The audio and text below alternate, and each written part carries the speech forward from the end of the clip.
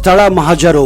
ಹೌದು ಸ್ನೇಹಿತರೆ, ಒಮ್ಮೆ ನ್ಯಾಯಾಧೀಶರಿಗೆ ಅಥವಾ ಮ್ಯಾಜಿಸ್ಟ್ರೇಟ್ಗೆ ಸಶಕ್ತ ಕಾರಣಗಳನ್ನ ಕೊಟ್ಟು ತಕ್ಕ ಕಾರಣಗಳನ್ನ ಕೊಟ್ಟು ಒಬ್ಬ ವ್ಯಕ್ತಿಯನ್ನ ಅರೆಸ್ಟ್ ಮಾಡಿ ಆಮೇಲೆ ಆ ವ್ಯಕ್ತಿ ಯಾವ ರೀತಿಯ ತಪ್ಪುಗಳನ್ನ ಮಾಡಿದ್ದ, ಕ್ರೈಮ್ಗಳನ್ನ ಮಾಡಿದ್ದ, ಅಪರಾಧಗಳನ್ನ ಮಾಡಿದ್ದ, ಎಲ್ಲಿ ಮಾಡಿದ್ದ, ಯಾವಾಗ ಮಾಡಿದ್ದ ಅನ್ನೋದನ್ನ ತಿಳಿದುಕೊಳ್ಳೋದೇ ಸ್ಥಳ ಮಹಜರು. ಈ ಸ್ಥಳ ಮಹಜರು ಇದಕ್ಕೆಲ್ಲ ಸಹಾಯ ಮಾಡುತ್ತದೆ. ಸ್ಥಳ ಮಹಜರು ಅಂದ್ರೆ ಒಂದು ಸ್ಥಳದಲ್ಲಿ ನಡೆದ ಘಟನೆಯ ಸತ್ಯಾಸತ್ಯತೆಗಳನ್ನ ಪಂಚಾಯಿತಿ ಅಥವಾ ಅಧಿಕಾರಿಗಳ ಸಮ್ಮುಖದಲ್ಲಿ ಪರಿಶೀಲನೆ ಮಾಡೋದು, ಸಂಗ್ರಹಿಸಿದ ದತ್ತಾಂಶಗಳನ್ನ ದಾಖಲೆ ರೂಪದಲ್ಲಿ ಸಿದ್ಧಪಡಿಸುವ ಒಂದು ಕ್ರಿಯೆಯಾಗಿದೆ. ಇದು ಸಾಮಾನ್ಯವಾಗಿ ಪೊಲೀಸರು ಒಂದು ಸ್ಥಳಕ್ಕೆ ಭೇಟಿ ನೀಡಿ ಅಲ್ಲಿ ದೊರೆತಂತಹ ವಸ್ತುಗಳನ್ನ, ಸಾಕ್ಷಿಗಳನ್ನ ಮತ್ತು ಇತರ ಸಂಗತಿಗಳನ್ನ ಗುರುತಿಸಿ ದಾಖಲಿಸುವ ಒಂದು ಪ್ರಕ್ರಿಯೆಯಾಗಿದೆ. ಸ್ಥಳ ಮಹಜರಿನ ಪ್ರಮುಖ ಅಂಶಗಳು ಈ ರೀತಿ ಇದೆ.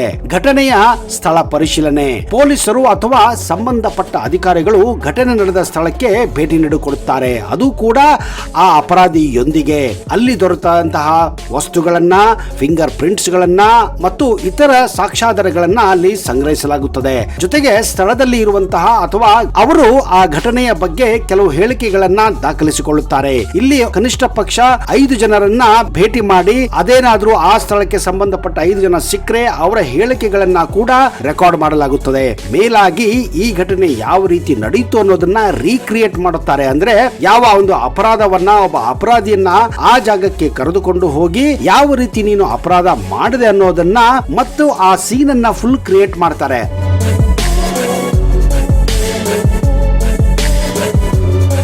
ಆ ಒಬ್ಬ ಅಪರಾಧಿ, ಸರ್ ನಾನು ಇಲ್ಲಿ ಬಂದೆ, ಅಲ್ಲಿ ಒಬ್ಬ ವ್ಯಕ್ತಿ ಇದ್ದ, ಅವನನ್ನ ನಾನು ಕೊಲೆ ಮಾಡಿದೆ, ಈ ರೀತಿ ಕೊಲೆ ಮಾಡಿದೆ, ಇಲ್ಲೇ ಅವನು ಸತ್ತೋದ, ಈ ರೀತಿ ವಿಷಯಗಳನ್ನ ಮತ್ತೆ ಆ ಸೀನ್ ಅನ್ನ ರೀಕ್ರಿಯೇಟ್ ಮಾಡೋದಕ್ಕೆ ಸ್ಥಳ ಮಹಜರು ತುಂಬಾನೇ ಇಂಪಾರ್ಟೆಂಟ್ ಆಗಿರುತ್ತದೆ. ಈ ಘಟನೆಯನ್ನ ಮತ್ತೆ ಎಲ್ಲವನ್ನ ಚಿತ್ರೀಕರಣ ಕೂಡ ಮಾಡಲಾಗುತ್ತದೆ. ಕೆಲವೊಮ್ಮೆ ಹಿಂದೆ ಬರೀ ಫೋಟೋಗ್ರಾಫ್ಸ್ ತೆಗಿತಾ ಇದ್ರು, ಈಗ ವಿಡಿಯೋ ಮಾಡೋಕೆ ಸಹಿತ ಅವಕಾಶವನ್ನ ಕೊಡಲಾಗಿದೆ ಮತ್ತು ನಕ್ಷೆಯನ್ನ ಕೂಡ ಅಲ್ಲಿ ಸಿದ್ಧಪಡಿಸಲಾಗುತ್ತದೆ.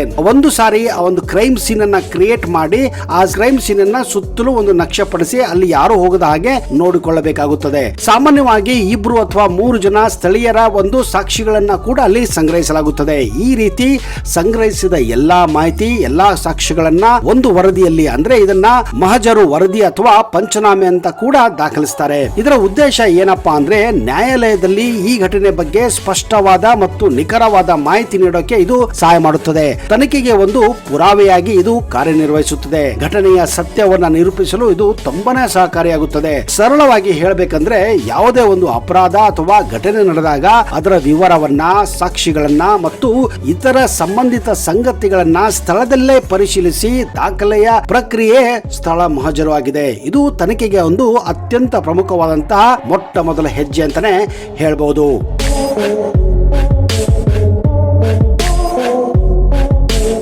Police custody. ಪೊಲೀಸ್ ಕಸ್ಟಡಿ ಅಂದ್ರೆ ಪೊಲೀಸರು ಒಬ್ಬ ಆರೋಪಿಯನ್ನ ತಮ್ಮ ದೈಹಿಕ ಅಂದ್ರೆ ಫಿಸಿಕಲ್ ವಶದಲ್ಲಿ ಇಟ್ಕೊಳ್ಳೋದಕ್ಕೆ ಮತ್ತು ವಿಚಾರಣೆ ನಡೆಸೋಕೆ ಅಥವಾ ತನಿಖೆ ಮಾಡುವ ಒಂದು ಪ್ರಕ್ರಿಯೆ ಆಗಿದೆ. ಇದರಲ್ಲಿ ಆರೋಪಿಯನ್ನ ಪೊಲೀಸರು ಪೊಲೀಸ್ ಠಾಣೆಯ ಲಾಕಪ್ಗೆ ಕಳಿಸಲಾಗುತ್ತದೆ ಮತ್ತು ಪೊಲೀಸರು ಅವನನ್ನ ವಿಚಾರಣೆ ನಡೆಸಲು, ಸಂಗತಿಗಳನ್ನ ಪತ್ತೆ ಹಚ್ಚಲು ಮತ್ತು ಅಗತ್ಯವಿದ್ದರೆ ಕದ್ದ ವಸ್ತುಗಳನ್ನ ವಸೂಲಿ ಮಾಡಲು ಈ ಕಸ್ಟಡಿಯನ್ನ ಬಳಸಿಕೊಳ್ತಾರೆ. ಪೊಲೀಸ್ ಕಸ್ಟಡಿಯ ಮುಖ್ಯಾಂಶಗಳು ಈ ರೀತಿ ಇದೆ. ಅರೆಸ್ಟ್ ಮಾಡಿದ ನಂತರ ಒಬ್ಬ ವ್ಯಕ್ತಿಯನ್ನ ಅವನನ್ನ 24 ಗಂಟೆ ಒಳಗೆ ವಿಚಾರಣೆ ಮಾಡಿ ನ್ಯಾಯಾಲಯದ ಮುಂದೆ ಹಾಜರುಪಡಿಸಬೇಕಾಗುತ್ತದೆ. ಪೊಲೀಸರು ಆರೋಪಿಯನ್ನ ವಿಚಾರಣೆ ನಡೆಸಲು, ತನಿಖೆಗೆ ಸಂಬಂಧಪಟ್ಟ ಸಂಗತಿಗಳನ್ನ ಹೊರತೆಗೆಯಲು ನ್ಯಾಯಾಲಯಕ್ಕೆ ಪೊಲೀಸ್ ಕಸ್ಟಡಿಯನ್ನ ಕೋರಬಹುದು. ಆರೋಪಿಯನ್ನ ಪೊಲೀಸ್ ಕಸ್ಟಡಿಗೆ ಪಡೆಯಲು ಪೊಲೀಸರು ಮ್ಯಾಜಿಸ್ಟ್ರೇಟ್ ಅಥವಾ ನ್ಯಾಯಾಲಯದಿಂದ ಅನುಮತಿ ಪಡೆಯಬೇಕಾಗುತ್ತದೆ. ಸುಖ ಸುಮ್ಮನೆ ಯಾರನ್ನ ಕರೆತಂದು ವಿಚಾರಣೆ ಮಾಡೋಕೆ ಅದರಲ್ಲೂ ಪೊಲೀಸ್ ಠಾಣೆಯಲ್ಲಿ ಸಾಧ್ಯವಿಲ್ಲ. ಇದಕ್ಕೂ ಕೂಡ ನೀವು ನ್ಯಾಯಾಲಯದ ಅಥವಾ ಮ್ಯಾಜಿಸ್ಟ್ರೇಟ್ ಅನುಮತಿ ಪಡೆಯಲೇಬೇಕು. ಪೊಲೀಸ್ ಕಸ್ಟಡಿ ಅಂದ್ರೆ ಕೇವಲ ಪೊಲೀಸರಿಗೆ ಮಾತ್ರ ಅಲ್ಲ, ಇದು ಬೇರೆ ಯಾರೋ ತನಿಖಾ ಸಂಸ್ಥೆಗಳಿಗೂ ಕೂಡ ಅನ್ವಯಿಸುತ್ತದೆ.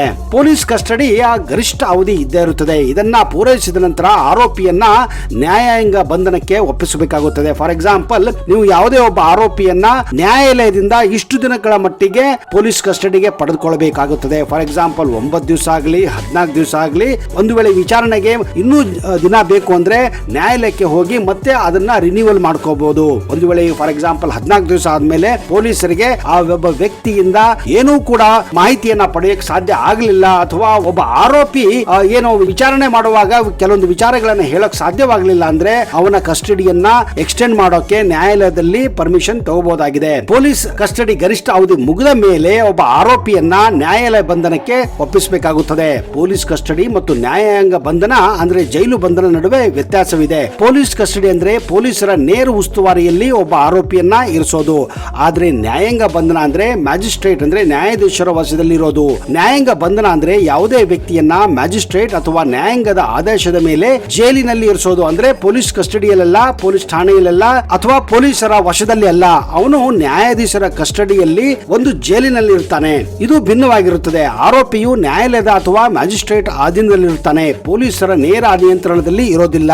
ತನಿಖೆಯ ಸಮಯದಲ್ಲಿ ಸಾಕ್ಷ್ಯನಾಶ, ಸಾಕ್ಷಿಗಳ ಮೇಲೆ ಪ್ರಭಾವ ಬೀರಲು ಅಥವಾ ತಲೆಮರೆಸಿಕೊಳ್ಳುವುದನ್ನ ತಡೆಯಲು ಈ ನ್ಯಾಯಾಂಗ ಬಂಧನವನ್ನ ವಿಧಿಸಲಾಗುತ್ತದೆ. ಮ್ಯಾಜಿಸ್ಟ್ರೇಟ್ ಆದೇಶ ಮೇರೆಗೆ ಆರೋಪಿಯನ್ನ ಜೈಲಿನಲ್ಲಿ ಇಡಿಸಲಾಗುತ್ತದೆ. ಈ ರೀತಿ ಬಂಧನದಲ್ಲಿ ಪೊಲೀಸರು ಆರೋಪಿಯನ್ನ ವಿಚಾರಣೆಗೆ ಕೇಳುವುದಕ್ಕೆ ಮ್ಯಾಜಿಸ್ಟ್ರೇಟ್ ಅನುಮತಿ ಪಡೆಯಬೇಕಾಗುತ್ತದೆ. ಅವರು ಅವರ ಕಂಟ್ರೋಲ್ ಅಲ್ಲಿ ಇರೋದಿಲ್ಲ. ಏನು ಜೈಲಿಗೆ ಹೋಗಿ ಮತ್ತೆ ಒಂದು ವಿಚಾರಣೆಯನ್ನ ಮಾಡಬೇಕಾಗುತ್ತದೆ ಮತ್ತು ಆರೋಪಿಯು ಪೊಲೀಸರ ದೈಹಿಕ ನಿಯಂತ್ರಣದಲ್ಲಿ ಇರೋದಿಲ್ಲ. ಇದರ ಮುಖ್ಯ ಉದ್ದೇಶ ಏನಂದ್ರೆ ತನಿಖೆಗೆ ಆರೋಪಿ ಲಭ್ಯ ಇರುವುದನ್ನ ಖಚಿತಪಡಿಸಿಕೊಳ್ಳುವುದು, ಸಾಕ್ಷ್ಯವನ್ನ ರಕ್ಷಿಸುವುದು ಮತ್ತು ಕಾನೂನು ಪ್ರಕ್ರಿಯೆಯಲ್ಲಿ ಸಮಗ್ರತೆಯನ್ನ ಕಾಯ್ದುಕೊಳ್ಳೋದಾಗಿದೆ. ಅಪರಾಧದ ಸ್ವರೂಪವನ್ನು ಅವಲಂಬಿಸಿ ನ್ಯಾಯಾಲಯದ ಬಂಧನ ಅವಧಿಯನ್ನ ಬದಲಾಯಿಸಬಹುದು ಮತ್ತು ತನಿಖೆಯ ಪ್ರಗತಿಯ ಆಧಾರದ ಮೇಲೆ ಇದನ್ನ ಎಕ್ಸ್ಟೆಂಡ್ ಕೂಡ ಮಾಡಬಹುದು, ಅಂದ್ರೆ ವಿಸ್ತರಣೆ ಕೂಡ ಮಾಡಬಹುದಾಗಿದೆ.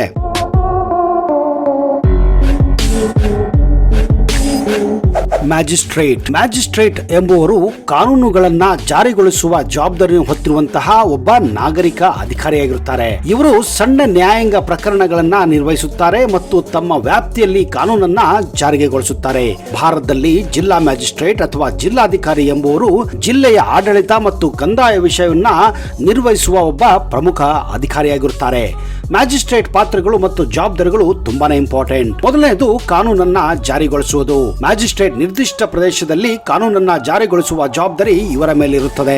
ಇವರು ಸಣ್ಣ ಕ್ರಿಮಿನಲ್ ಪ್ರಕರಣಗಳನ್ನ ವಿಚಾರಣೆ ಮಾಡಬಹುದು ಮತ್ತು ತೀರ್ಪನ್ನು ಕೂಡ ನೀಡಬಹುದಾಗಿದೆ.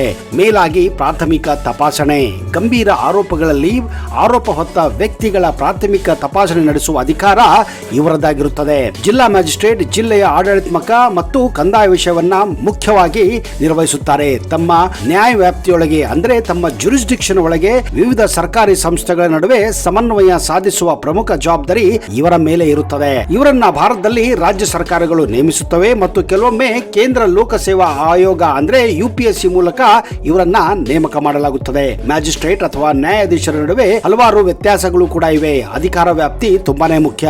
ಮ್ಯಾಜಿಸ್ಟ್ರೇಟ್ಗಳಿಗೆ ನ್ಯಾಯಾಧೀಶರಿಗಿಂತ ಸೀಮಿತ ಅಧಿಕಾರ ವ್ಯಾಪ್ತಿ ಇರುತ್ತದೆ. ನ್ಯಾಯಾಧೀಶರಿಗೆ ಹೋಲಿಸಿದರೆ ಮ್ಯಾಜಿಸ್ಟ್ರೇಟ್ಗಳ ಕಾನೂನು ಅರ್ಹತೆ ಕೂಡ ತುಂಬಾನೇ ಕಡಿಮೆ ಇರುತ್ತದೆ. ಮ್ಯಾಜಿಸ್ಟ್ರೇಟ್ಗಳು ಸಾಮಾನ್ಯವಾಗಿ ಕಡಿಮೆ ಗಂಭೀರದ ಆರೋಪಗಳನ್ನ ನಿರ್ವಹಿಸುತ್ತಾರೆ, ಆದರೆ ನ್ಯಾಯಾಧೀಶರು ಹೆಚ್ಚು ಗಂಭೀರದ ಪ್ರಕರಣಗಳನ್ನ ನಿರ್ವಹಿಸುತ್ತಾರೆ.